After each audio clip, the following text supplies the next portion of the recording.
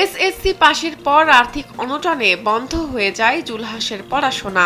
এরপর ঢুকে পড়েন কর্মজীবনে। ফায়ার টেকনিশিয়ান হিসেবে কাজ শুরু করেন পোশাক কারখানায়।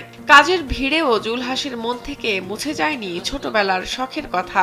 তাই তো 4 বছর আগে শুরু করেন বিমান বানানোর কাজ। অবশেষে 4 বছর লেগে থাকার পর সফল হলেন উদ্ভাবক জুলহাস মোল্লা। নিজ হাতে তৈরি বিমান আকাশে উড়িয়ে তাক লাগিয়ে দিয়েছেন সবাইকে। জুলহাস জানান, ছোটবেলা থেকেই ইলেকট্রনিক যন্ত্রপাতির প্রতি আগ্রহ ছিল তার। 4 বছর আগে প্রথমে রিমোট কন্ট্রোল বিমান বানানোর চেষ্টা করেন। এরপর স্বপ্ন দেখেন আসল বিমান তৈরি করে আকাশে ওড়ানোর। ইনসেক্ট রিপেলেন্ট মাস্টার ব্যাচ যুক্ত আরএফএল ওয়ার্ড্রোব, কাপড় যত্নে রাখার নাম্বার 1 সলিউশন। জুলহাসের সেই স্বপ্ন বাস্তবে রূপ নেয় মঙ্গলবার সকাল 11টায়। মানিকগঞ্জের যমুনার চরে নিজের তৈরি বিমান সফলভাবে উড্ডয়ন করেন এই যুবক। আর তারই ইতিহাসের সাক্ষী হিসেবে সেখানে উপস্থিত ছিলেন জেলা প্রশাসক, উপজেলা নির্বাহী কর্মকর্তা ও এলাকার শত শত মানুষ।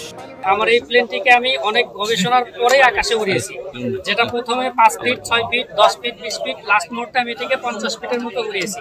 তো নিরাপত্তার স্বার্থে এটাকে আমি কখনোই 50 ফিটের উপরে যাব না। আর এটার নিরাপত্তাটা হচ্ছে, এটি যদি আমার ইঞ্জিন নষ্ট হয়ে যায় বা কোনো একটা কলকবজা বিকল হয়ে যায়, সেই ক্ষেত্রে এই প্লেনটি ঠাস করে মাটিতে পড়বে না, এটি পাখির মতো গ্লাইড করতে করতে মাটিতে নামবে। এদিন জুলহাসের এই বিমান পরীক্ষামূলকভাবে 3 থেকে 4 মিনিট ওড়ানো হয়। জুলহাস জানান, বিমানটির ওজন 100 কেজি। এটি অকটেন বা পেট্রোল দিয়ে চলে এবং সর্বোচ্চ গতি ঘন্টায় 70 কিলোমিটার। জুলহাসের বাড়ি মানিকগঞ্জের শিবালয় উপজেলার তেওতা ইউনিয়নে। এতদিন এলাকার যারা জুলহাসকে উপহাস করেছেন, তারাও আজ অভিভূত তার বিমান দেখে। প্রথম দিকে তাকে অনেকে পাগল বলতো, তবে আজ তারাও গর্বিত জুলহাসের উদ্ভাবনী শক্তিতে।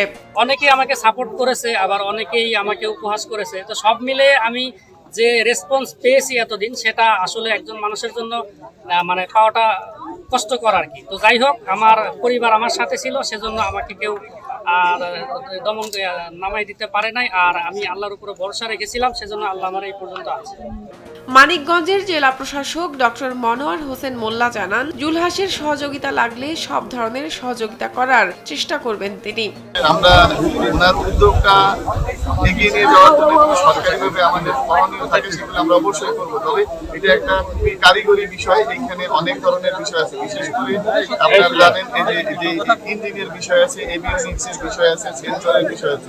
এই ধরনের টেকনিক্যাল বিষয়ে আসলে এই লাইনে যারা গবেষণা করে, পড়াশোনা করে, আমাদের বিভিন্ন প্রকৌশল বিশ্ববিদ্যালয়গুলো বা সরকারের যে এভিয়েশন বিশ্ববিদ্যালয় আছে, ওনাদের সাথে আমরা যোগাযোগ করে দিতে চেষ্টা করব। 4 বছরের কঠোর পরিশ্রম শেষে সফল হয়েছেন জুলহাস। এতদিন তাকে যারা পাগল বলতেন, তারাও আজ অভিভূত এই সফলতায়। এভাবেই সবার উপহাসকে উপেক্ষা করে এগিয়ে যেতে চান জুলহাস। শাহনাজ পারভীন, কালবেলা।